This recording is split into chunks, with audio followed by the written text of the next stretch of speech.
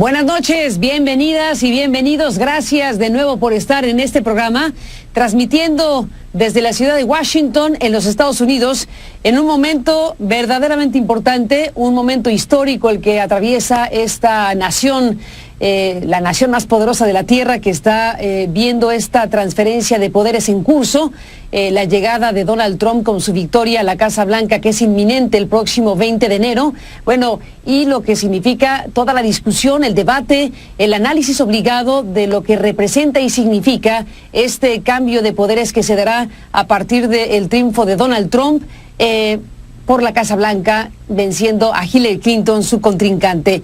Un momento fascinante, muy difícil y muy complejo, y de ese queremos seguir hablando en este programa y en muchos más. Estamos en un momento de grandes definiciones y hay inquietudes diversas en el caso de México y del continente en general respecto a lo que puede venir con un gobierno como el de Donald Trump. Esta noche hemos invitado, y le agradezco que esté en nuestros estudios de CNN en Washington, estamos en este enlace con él, a John Dimitri Negroponte, un diplomático que fue embajador de Estados Unidos en México en el periodo en que se concibió y se negoció el Tratado de Libre Comercio de América del Norte, uno de los grandes temas hoy para México, para Estados Unidos y para Canadá, con motivo de las promesas de campaña y lo que podría venir con la intención de Donald Trump de revisar precisamente los ejes de este Tratado de Libre Comercio. John Dimitri Negroponte, que fue embajador de los Estados Unidos en Naciones Unidas, en Irak, con una larga trayectoria diplomática y desde luego con los servicios de inteligencia de este país como director nacional, y otras muchas cosas que nos llevan a preguntarle, con esa experiencia, con este perfil que tiene, ¿qué piensa John Dimitri Negroponte, primero del triunfo, primero del fenómeno político electoral que se dio con Donald Trump, que está en la ruta de la Casa Blanca? Gracias por estar aquí, bienvenido y buenas noches. Muchas gracias, un placer estar con ustedes. ¿Cuál es su análisis inicial del fenómeno mismo, de lo que significa el triunfo de Donald Trump en este contexto que describimos? Yo creo que primero fue para mí, como para, yo creo, una mayoría de la gente en nuestro país, una victoria, un triunfo sorpresivo, ¿no? No se esperaba. Cada quien aquí en Washington estaban preparándose para una victoria de Hillary Clinton.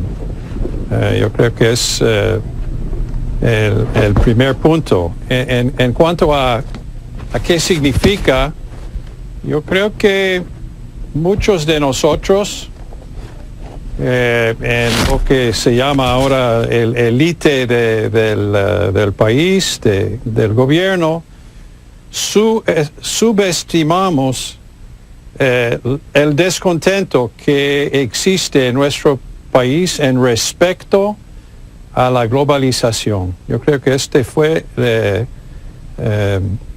quizás el elemento más importante. ¿Descontento por la globalización? De la economía mundial y por la pérdida de los tipos de empleos que esa gente gozaban anteriormente. Cuando salimos nosotros, los Estados Unidos, de la Segunda Guerra Mundial, teníamos algo como 50% del producto bruto de toda la economía mundial. Estábamos en una posición predominante y esta posición duró por bastante tiempo, y en ese entonces la clase laboral se acostumbró a una especie de casi monopolio sobre el tipo de trabajo que tenían. Por ejemplo, los que manufacturaban automóviles. Ahora, este trabajo se ha repartido por todas partes del mundo. Y en cierto modo yo creo que es la reacción de qué ha pasado al trabajo de esa clase de trabajadores que ha contribuido a la victoria de Donald Trump. Bueno, en el análisis que se está haciendo hoy por hoy en los Estados Unidos, he oído cosas como la responsabilidad, por ejemplo, de la prensa, que si se habló demasiado de Trump, muy mal, pero demasiado de Trump, y se logró ampliar su imagen y su presencia, por un lado. Y otro tema que usted podría opinar mucho mejor que nadie, el papel del FBI. ¿Importó realmente para un efecto electoral el papel y la actuación del FBI de los últimos días en esta campaña electoral? Bueno, yo creo que cuestiones como el comportamiento de la prensa, el tema del FBI, son consideraciones secundarias. Yo creo que vale la pena analizar cuál es la cuestión fundamental. Y es a lo que me refería antes, es el descontento con la situación económica de mucha gente en este país. Pueden tener trabajo, pero no es el mismo trabajo, el trabajo de la calidad que tenían antes. Es un tema. El otro es que hay mucha gente en el país que no son suficientemente preparados para la economía de hoy en día. Y es otro tema al cual se tiene que dirigir. Y yo creo que los demócratas no se dieron suficientemente cuenta de desatisfacción. Usted habla de no haber entendido ese disgusto, esa circunstancia de rechazo a una calidad de vida que se desmejoró, pero aquí estamos frente a un tema que va a impactar a Estados Unidos, a México, a Canadá, con el planteamiento de revisar el Tratado de Libre Comercio. Desde el primer momento del gobierno de Trump anuncia se va a echar a andar el mecanismo para revisarlo y podría ocurrir cualquier cosa respecto al tema. Déjeme hacer una pausa, John Dimitri Negroponte, y regresamos con su respuesta. ¿Qué piensa de lo que puede pasar con ese tratado que usted conoce muy bien, que formó parte de los equipos negociadores entre los tres países? Volvemos y escucho su respuesta.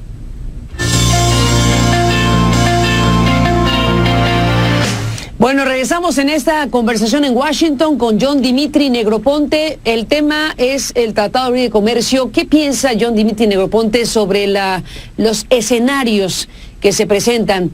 El señor Trump no tiene buena idea de lo que ha significado para los tres países, pero para Estados Unidos menos, este Tratado de Libre Comercio. ¿Qué ocurrirá, según su punto de vista, con este tema?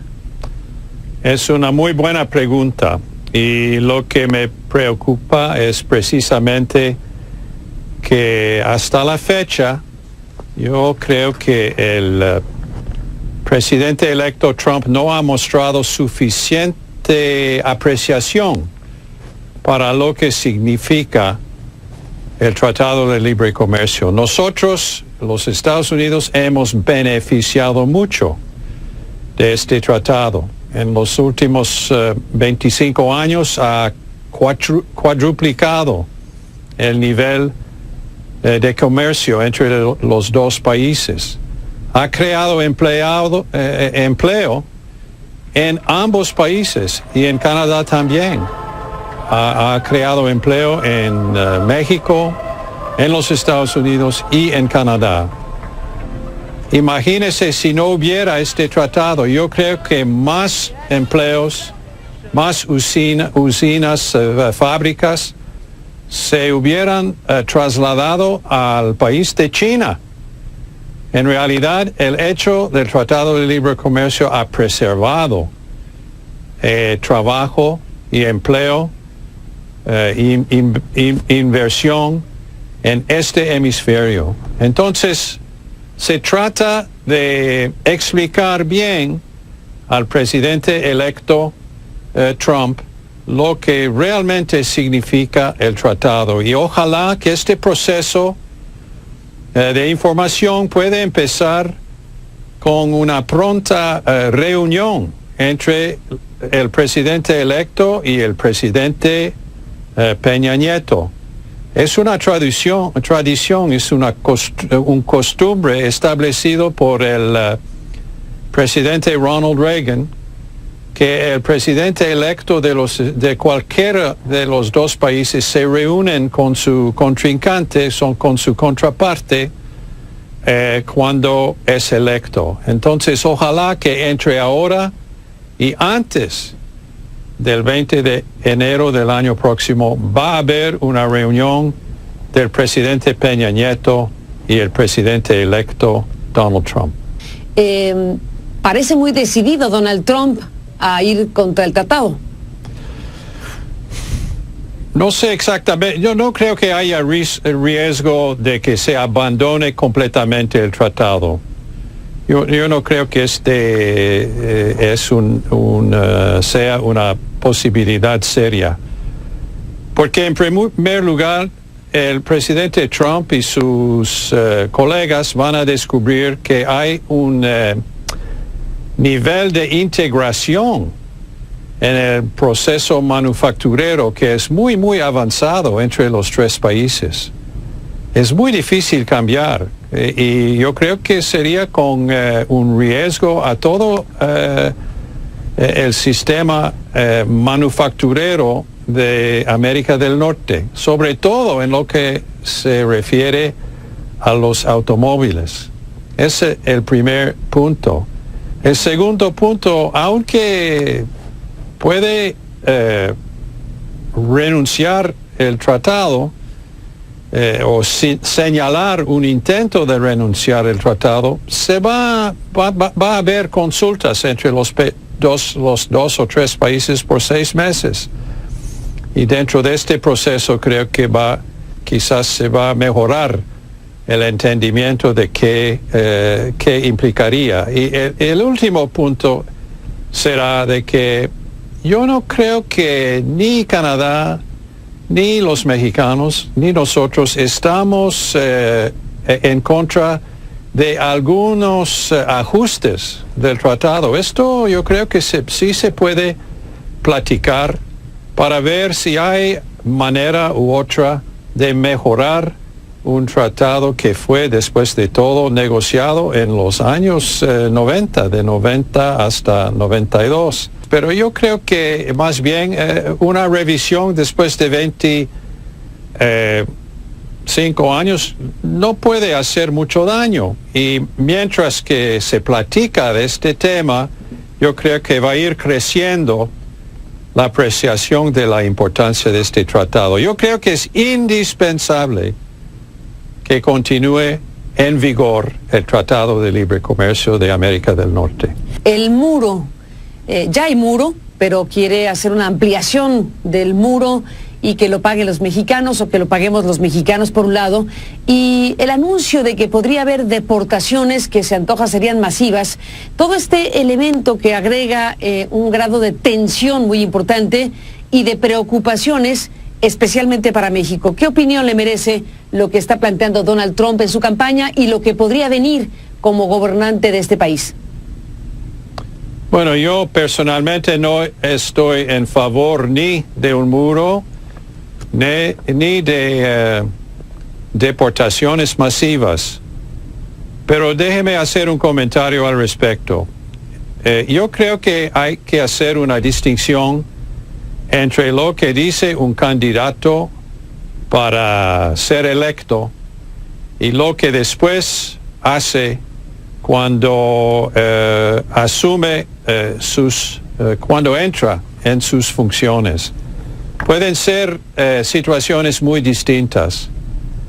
Y sobre todo respecto a la idea de deportar a 2 o 3 millones de personas, es una idea totalmente impráctica. Hay cuestiones de costo, hay cuestiones legales. Si el gobierno nuestro empieza en esa dirección, se va a enredar en complicaciones, pero muy largas y muy que van a preocupar el gobierno por mucho tiempo. No creo que sea factible deportar algunos elementos criminales, quizás, pero una deportación radical, masiva, no creo. No ve Dimitri Negroponte una cosa de ese tamaño. Hay, desde luego, otros temas que me gustaría preguntar sobre el perfil de Donald Trump, pero ahora más, no solamente el perfil personal, biográfico y político, sino de su equipo. Hay todo un debate aquí en Washington y en los Estados Unidos sobre las personas a las que está invitando a formar parte de su gobierno. Y hay perfiles que inquietan mucho, algunos incluso, según la prensa en Estados Unidos, que favorecen la supremacía blanca y cosas que parecerían fuera de época.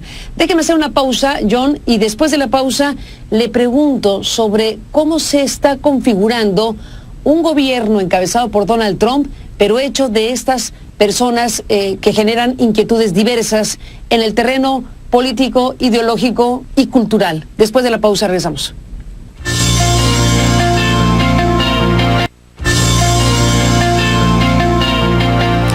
Bueno, entramos en la parte final, John, en esta conversación. Le dejé la inquietud en el bloque anterior. Donald Trump, su discurso, sus allegados, lo que podría ser su equipo de gobierno y preocupaciones de carácter ideológico, político, cultural, están a la mesa. Hay preocupaciones de que se desate o se inyecte más fuerza a el racismo, a la xenofobia, a cuestiones que desde luego nadie desea para una democracia. ¿Qué pasa por su cabeza, John, sobre este tema? En primer lugar, recordemos que estamos en la época de transición y tenemos hasta el 20 de enero. Durante este periodo, el señor Trump va a construir su equipo. Los puestos más importantes son como el jefe de Estado Mayor de la presidencia, que ya el señor Trump ha nombrado, el señor Reince Priebus, que es presidente de del Comité Republicano Nacional, y que creo que es un hombre muy pragmático, pero todavía no ha anunciado quién será su asesor para seguridad nacional, ni su secretario de Estado, ni su secretario de Defensa. Yo creo que estos son los puestos claves cuando usted está analizando el carácter de la gente que están rodeando el presidente.